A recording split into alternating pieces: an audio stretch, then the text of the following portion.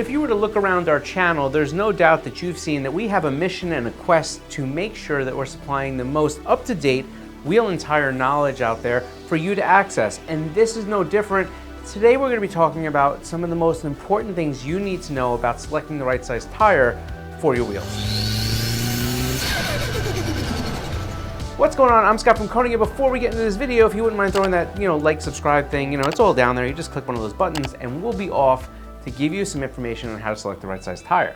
When it comes down to selecting a tire for your vehicle, whether it's the current existing wheel package you have in your car or it's a new wheel purchase that you have just made, there are two things that you're going to want to make sure that you check out. One, the overall rolling diameter, and two, is the approved rim width for the tire that you're going to select for your vehicle. Now, the first one is the most important, and if you've been with us for a while, you know we speak about it every so often, and we stress the importance of maintaining it, and that's the overall rolling diameter.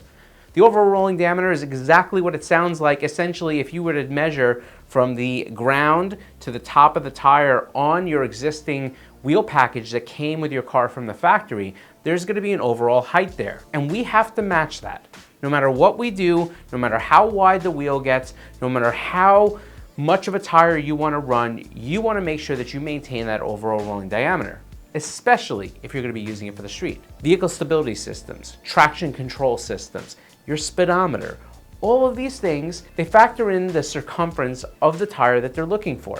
Now, with vehicle stability systems and some of these other safety systems that are on board cars now, what they're looking for is a slip or a difference in some of that circumference. And a lot of times, just changing your tire size can expedite that or cause a traction control system or one of the onboard safety systems to kind of go a little haywire. And that's something that people don't often take into account. Let's talk about the one thing that probably doesn't come into the technical side of it, and that's the look.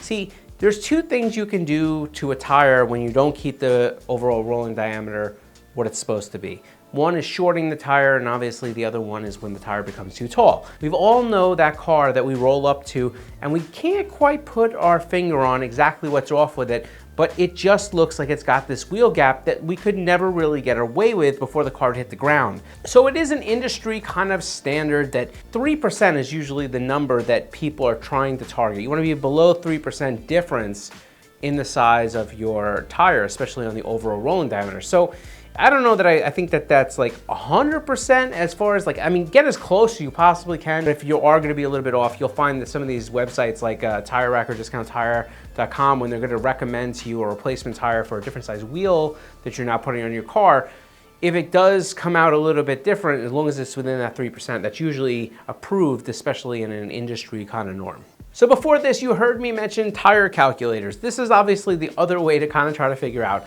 if you're using the correct rolling diameter of a tire. And that means that if you're going to be switching up your tire, these tire calculators exist because you can go there, you could put in the original tire size that came with your car from the factory, and you could put in your new tire size, and it will calculate out all this mathematical jargon. The other helpful thing that this kind of does to kind of give you a good understanding of exactly what's going to happen when you change tire size, most tire calculators are going to have a little column there that will be kind of one of these things that say, if you're going 65, your speedometer will read this. If you put in something and it says, when you're going 65, your speed will actually be 62, right?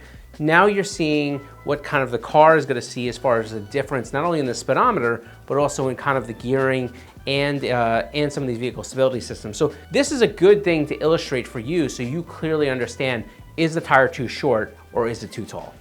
All right, so before we get out of here, for those of you maybe that are coming here and you're not kind of familiar with our channel and you're kind of wondering why you would possibly ever want to change the wheel or the tire package on your vehicle and go to something that maybe requires a wider width wheel or whatever it may be, there are a lot of advantages that can be found by going to a different wheel and tire setup. Now, a lot of times people are going to look to go wider, and as long as you're doing that and it still fits within the wheel well of the car and it clears your brake and it doesn't have any negative effects to what tire size you have to run, you can really find some benefits. Things like offering a bigger contact patch, which can offer you some more grip in ideal situations like summer driving.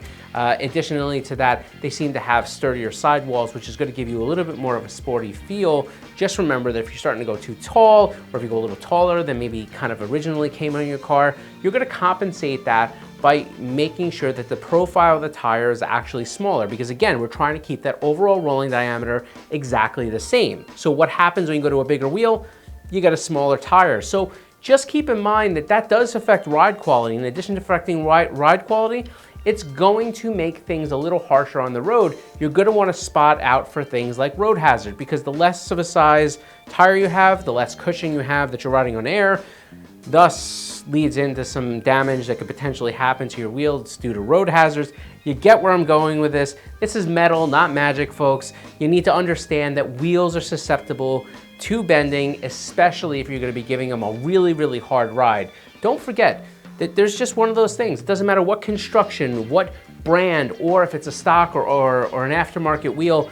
If a wheel significantly is impacted in a way, it can easily cause wheel damage. So keep your eyes peeled, make sure you're doing the right thing. That's it for this time. We'll catch you on the next one.